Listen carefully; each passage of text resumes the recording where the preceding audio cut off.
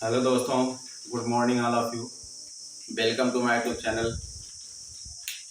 मैं R sir Hindi basic concept के साथ, जैसे कि इसकी पहली वाली क्लास में आप पढ़े थे विकारी शब्द और विकारी शब्द के भेद, तो आज आप पढ़ेंगे अविकारी शब्द और अविकारी शब्द के भेद। इसके पहले वाली क्लास में हम अविकारी शब्द की परिभाषा हमने बता दिया था आपको। आज पढ़ेंगे अविकारी शब्द के भेद। आज जानते हैं अविकारी शब्द के चार भेद होते हैं। अविकारी शब्द के चार भेद होते हैं। पहला होता है आपका क्रिया विशेषण, दूसरा होता है आपका संबंध बोधक, तीसरा होता है आपका समुच्चय बोधक और चौथा होता है आपका विस्मयादि बोधक, है ना। तो आइए हम एक एक करके सबकी परिभाषा देखते हैं। पहला हम देखेंगे, पहला होगा हमारा क्रिया विशेषण। क्या होगा? क्रिया विशेषण। क्रिया विशेषण। तो क्रिया विशेषण क्या होता है? क्रिया मीन्स कार्य, आप जानते हैं। विशेषण मीन्स विशेषता बताने वाला, जो कार्य की विशेषता बताता, यानी कह सकते हैं कि वे शब्द जो क्रिया की विशेषता बताते हो, आप परिभाषा में लिख सकते हैं वे शब्द जो क्रिया की विशेषता, वे शब्द जो क्रिया की विशेषता, वे शब्द जो क्रिया की विशेषता बताते हैं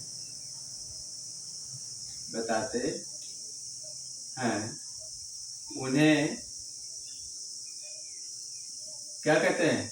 क्रिया विशेषण कहते हैं। आइए उदाहरण में देखते हैं। उदाहरण है आपका, उदाहरण में जैसे हम क्या ऐड कर दें, पहले हम क्रिया ऐड करते हैं कि वह दौड़ता है। क्रिया में हम लिखते हैं वह दौड़ता है, वह दौड़ता है। ये क्रिया है। क्या है? क्रिया है। अब हमको क्या बताना है? क्रिया विशेषण। तो ये क्रिया से ही हम क्रिया विशेषण के बारे में जानेंगे। क्रिया विशेषण, क्रिया विशेषण, क्रिया विशेषण। क्रिया विशेषण क्या? जैसे वह तेजी से दौड़ता है, वह तेजी से, वह तेजी से दौड़ता है, वह तेजी से दौड़ता है। अब इसमें हम देखेंगे क्रिया विशेषण क्या है ना। अब आप देखिए, तेजी जो है ये क्या है? क्रिया है। क्या है? क्रिया है। और जो दौड़ता है ये क्या है? विशेषण। यह आपका विशेषण, यानी क्रिया और विशेषण। वह तेजी से दौड़ता है, तो तेजी जो है वो क्रिया है और दौड़ता क्या है? विशेषण। ठीक है, तो यह हो गया आपका क्रिया विशेषण। आइए सेकंड नंबर पे देखते हैं संबंध बोधक। क्या है? संबंध बोधक। संबंध बोधक। संबंध बोधक क्या होता है? संबंध बोधक को अविकारी भी कहते हैं, आप जानते हैं। तो संबंध बोधक का मतलब होता है जो एक दूसरे से संबंध स्थापित करता है। और दूसरा मतलब क्या? संज्ञा और सर्वनाम, है ना। तो हम लिखते हैं कि वे अविकारी शब्द होते हैं, वे अविकारी, वे अविकारी शब्द होते हैं। वे अविकारी शब्द होते हैं जो संज्ञा या सर्वनाम का संबंध, जो संज्ञा या सर्वनाम का संबंध संज्ञा या सर्वनाम का संबंध वाक्य के अन्य शब्दों के साथ बताते हैं।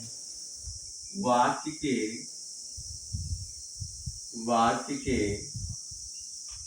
अन्य शब्दों के साथ बताते हैं। अन्य शब्दों के साथ बताते हैं। उन्हें क्या कहते हैं? संबंध बोधक कहते हैं। क्या कहते हैं? संबंध बोधक कहते हैं। तो आइए उदाहरण देखते हैं। उदाहरण देखने के बाद हमको परिभाषा अच्छे से समझ में आ जाती है कि परिभाषा क्या कह रही है। जब तक हम उदाहरण नहीं देखते हैं तब तक हमको समझ में नहीं आता है। तो कहता है उदाहरण में हम क्या करते हैं, जैसे राम के साथ श्याम चला गया। राम के साथ श्याम चला गया, है ना। राम के साथ श्याम चला गया। अब देखिए राम के साथ श्याम चला गया, हमको संबंध बोधक बताना है। क्या बताना है? संबंध बोधक। जिसमें देखिए के साथ यह आपका संबंध बोधक है। क्या है? संबंध बोधक है। के साथ संबंध बोधक है। ठीक है। और कह रहा जो राम और श्याम के बीच क्या कह रहा है? संबंध बता रहा है। राम के साथ श्याम चला गया, इन वाक्य में संबंध बोधक क्या है? तो हम कहें के साथ, राम के साथ श्याम। तो राम और श्याम के बीच संबंध बताने का जो शब्द है वो के साथ है। क्या है? के साथ। इसलिए हम कहेंगे कि राम के साथ श्याम चला गया, इसमें संबंध बोधक शब्द क्या है? के साथ है ना। आइए पहला आपका क्रिया विशेषण हो गया, दूसरा संबंध बोधक हो गया, तीसरा आपका समुच्चय बोधक है। तीसरा क्या आपका? समुच्चय बोधक है। समुच्चय बोधक। अब समुच्चय बोधक की परिभाषा क्या होती है? समुच्चय बोधक की परिभाषा क्या होती है? ये दो या दो से अधिक वाक्यों, कॉमा, शब्दों या वाक्यांशों को जोड़ने का काम करता है समुच्चय बोधक। तो आइए देखते हैं समुच्चय बोधक की परिभाषा क्या होती है। इसको अव्यय शब्द भी कहते हैं। समुच्चय बोधक को अव्यय शब्द के नाम से भी जानते हैं। तो कहते हैं वे अव्यय शब्द होते हैं, वे अव्यय शब्द होते हैं, वे अव्यय शब्द होते हैं जो दो या दो से अधिक वाक्यों, जो दो या दो से अधिक, जो दो या दो से अधिक किसके? वाक्यों, किसके? वाक्यों, कॉमा, और क्या? शब्दों या किसके? वाक्यांशों को। शब्दों या वाक्यांशों को, शब्दों या वाक्यांशों को क्या करता हो? जोड़ने का काम करता हो। वाक्यांशों को जोड़ने का काम करता है। जोड़ने का क्या करता है? काम करता है ना। उसे क्या कहते हैं? समुच्चय बोधक कहते हैं। क्या कहते हैं? समुच्चय बोधक कहते हैं, या उन्हें योजक भी कहते हैं। यहां हम लिख देते हैं, या उन्हें योजक भी कहते हैं, या उन्हें योजक भी कहते हैं। ठीक है, ये चीज है। तो आइए हम उदाहरण देखते हैं। उदाहरण देखने के बाद सारी चीजें अच्छे से समझ में आ जाती है। जैसे हम क्या राइट करते हैं उदाहरण में, और राइट करते हैं। क्या राइट करते हैं? और। अब देखिए, और से हम क्या देखेंगे? और से हमको क्या समझ आ रहा है? राम और श्याम गए। हम लिख देते हैं राम और श्याम गए। राम और श्याम गए। अब देख रहे हैं, वे अव्यय शब्द होते हैं जो दो या दो से अधिक वाक्यों, शब्दों या वाक्यांशों को जोड़ने का काम करता है। तो राम और श्याम को जोड़ने का काम कौन कर रहा है? और कर रहा है। तो और क्या है? समुच्चय बोधक है। क्या है? समुच्चय बोधक है। दूसरा एग्जांपल ले लें, किंतु।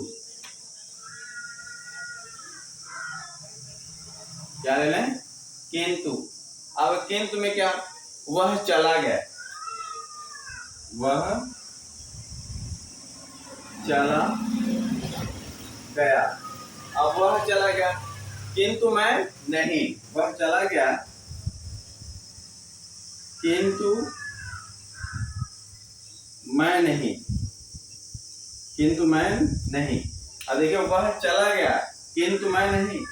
तो इस वाक्य को इस वाक्य को जोड़ने का काम कौन कर रहा है? किंतु कर रहा है ना? इसलिए किंतु क्या होगा? समुच्चय बोधक होगा। अब ये लास्ट आपका है विस्मयादि बोधक। लास्ट पॉइंट क्या आपका?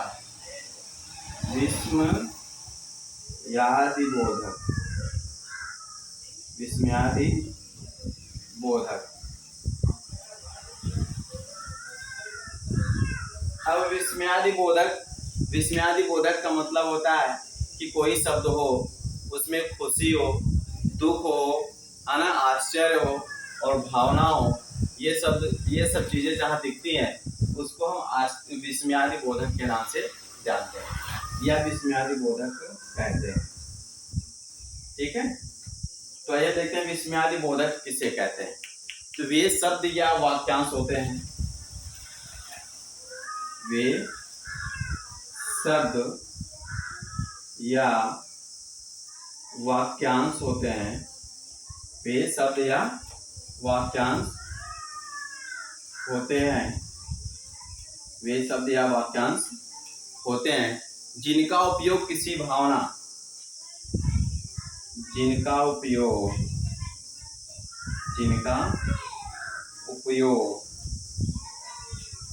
किसी भावना, जिनका उपयोग किसी भावना, कौमा और क्या? आश्चर्य। भावना, आश्चर्य, कौमा और क्या? खुशी, खुशी व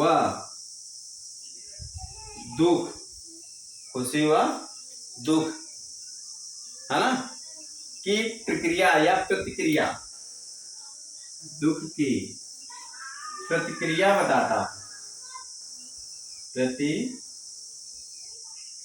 प्रतिक्रिया बताता, प्रतिक्रिया बताता हो, उसे क्या कहते हैं? विस्मयादि बोधक कहते हैं। क्या कहते हैं? विस्मयादि बोधक कहते हैं। आइए उदाहरण से देखते हैं। उदाहरण से देखते हैं, उदाहरण में क्या होगा? जैसे हम लिखते हैं जैसे कोई भी चीज आप खा रहे हैं और टेस्ट ज्यादा है, अच्छा है, तो आप कहते हैं जैसे इस समय अगर शाम के समय ठंडी ठंडी हवा चलने लगी तो आप उसमें भी कहते हैं क्या हवा चल रही है ना? तो ये खुशी है। क्या है? खुशी है। ठीक है, ये एक खुशी का अनुभव है। जो है ये खुशी का अनुभव है। या हमने ओह कह दिया। क्या? ओह। जैसे आप कहीं जा रहे हैं और किसी व्यक्ति का एक्सीडेंट हो गया, मोटरसाइकिल हो गया, 4 व्हीलर हो गया, है ना, तो आश्चर्य की बात होती है। किसकी बात होती है? आश्चर्य की बात होती है कि कैसे हो गया, है ना। या आजकल एक नया वर्ड निकल गया लोगों का, जैसे कोई चीज दर्द कर रहा, सर में दर्द है, हाथ में दर्द है, पेट में दर्द है, तो आउच कहते हैं। क्या कहते हैं? आउच। आउच। आउच किसका संकेत है? ये दर्द का संकेत है। किसका? दर्द का। किसका संकेत है? दर्द का। तो आज का वीडियो आपको कैसा लगा ये आप कमेंट बॉक्स में बताएंगे, ठीक है। और इसी तरह हिंदी बेसिक कॉन्सेप्ट पाने के लिए आप हमारे चैनल को सब्सक्राइब करें, लाइक करें और अपने दोस्तों को शेयर करके बताएं कि हिंदी बेसिक कॉन्सेप्ट की जो क्लास है वो फ्यूचर मॉडर्न शिक्षण सेवा संस्थान पर मिलती है। धन्यवाद।